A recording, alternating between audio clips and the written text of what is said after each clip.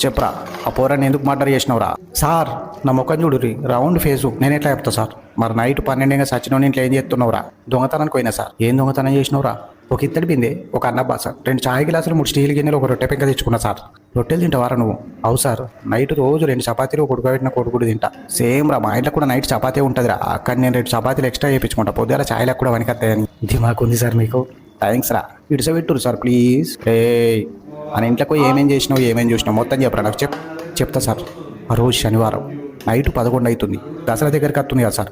పురాణాలకు పటాకులు కొనిద్దామంటే జేబులో పైసలు లేవు. పెన్నకు సీర గిఫ్ట్ ఇద్దామంటే దంత చక్క నడతలేదు. ఇక ఇవన్నీ మర్చిపోయి మటన్తో దీన్ని చక్కగా వండుకుందామంటే శనివారం కౌసున్నాడు. అది మనసులో అట్లే సార్.